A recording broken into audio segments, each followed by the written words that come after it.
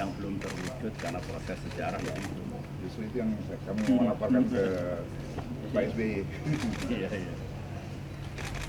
Tentu cita-cita dengan realita kadang-kadang ada gap sedikit. Itulah. Pertemuan kami pimpinan MPR dengan Pak SBY dalam agenda silaturahmi kebangsaan, dan kunjungan ini nanti akan dilanjutkan dengan kunjungan ke Ibu Megawati, Pak Jokowi, dan terakhir nanti dengan Pak Prabowo sebagai presiden terpilih.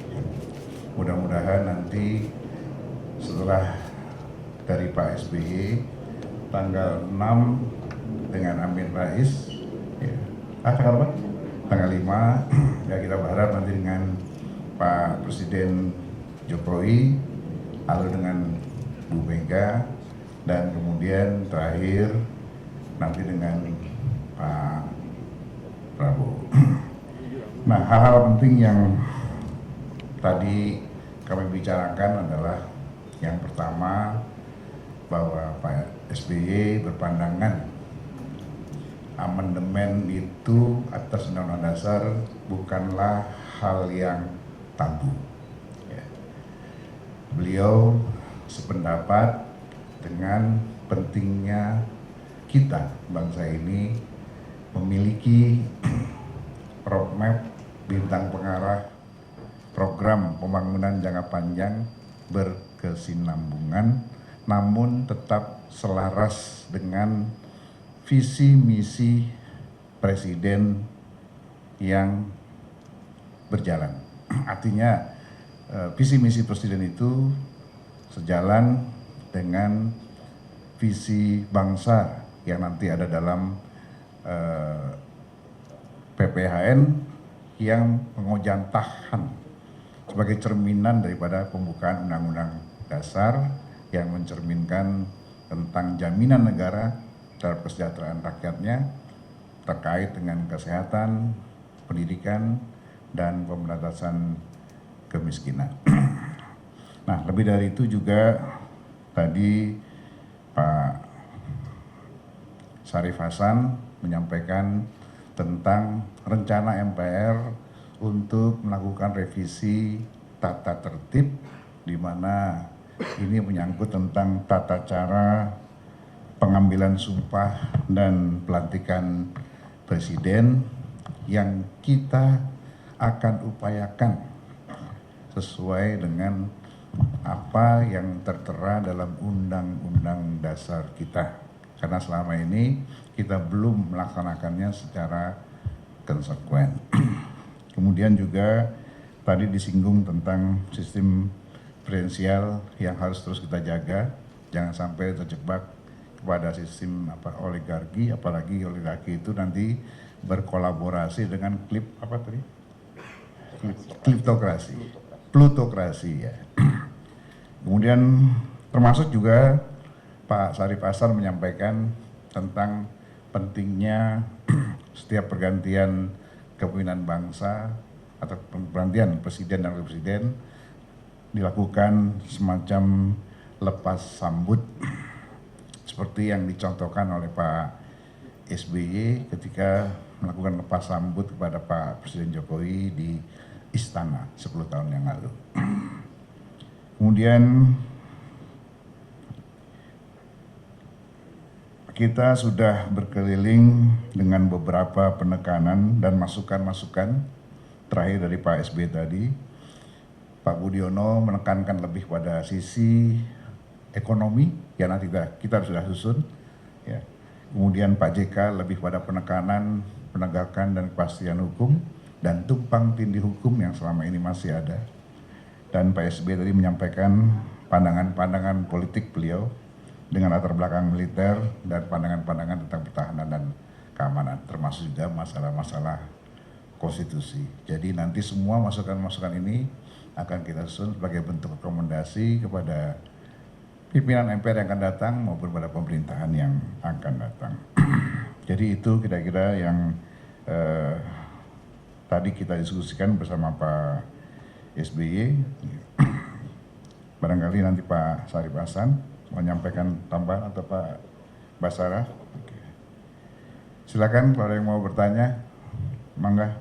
Jo, Pak SBY terkait dengan politik secara latar belakang militer itu apa yang saran yang paling menonjol gitu ya? Ini kan ada kalau ngomongin bernegara tadi kan kita tidak singgung karena dalam pandangan kami itu sudah selesai dengan pertemuan Pak Jaksa Agung dengan Kapolri kemarin di Istana. Tinggal masing-masing kedua pimpinan ini menyelesaikannya di bawah. Dari pandangan Pak SBY tadi terkait dengan pandangan beliau pengalaman sebagai presiden 10 tahun, tentunya lebih menekankan pada pemerintahan yang tenang, pemerintahan yang adem, ya, pemerintahan yang tanpa ada kegaduhan yang berarti. Beliau juga tadi menyoroti tentang pilkada, ya, di mana di mana beliau mengharapkan ya pemilihan langsung itu ya yang beliau rasakan sendiri kemarin melalui perjalanan di berapa kabupaten? 8 kabupaten ya, ada good news, ada bad news. Ya, good newsnya bahwa kesadaran rakyat kita berpolitik sudah semakin dewasa, tidak lagi mempersoalkan tentang ras, etnis, apalagi agama, ya secara ideologi, ya tidak lagi dipertentangkan soal itu. Tapi bad newsnya adalah ya tadi itu, ya pemilu berbiaya tinggi.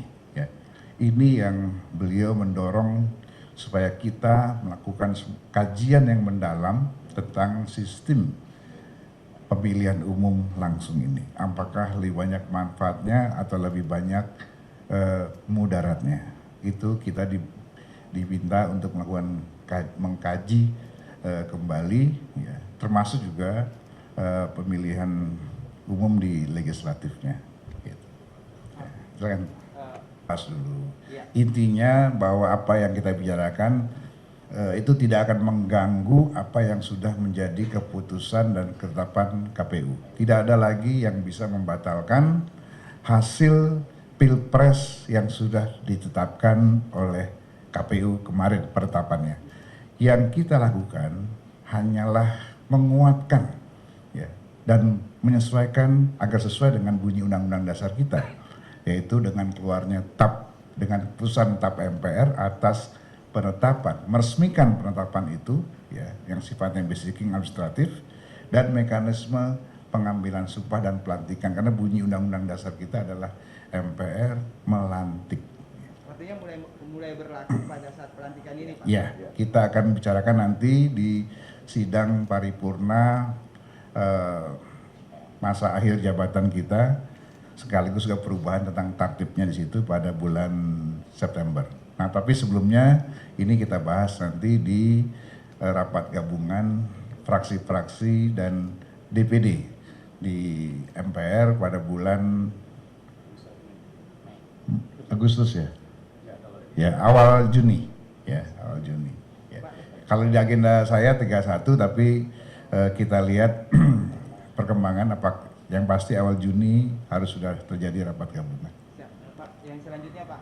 Ya, sebetulnya bukan Surya Palohnya saja, tapi pimpinan partai politik, pimpinan organisasi keagamaan, pimpinan tokoh-tokoh masa, tapi itu di rounds keduanya. Kita sekarang berkeliling kepada mantan-mantan presiden dan wakil presiden, plus mantan ketua MPR Pak Amin Rais. Baru nanti kita akan kunjungi pada pimpinan-pimpinan partai politik, termasuk ketua umum saya.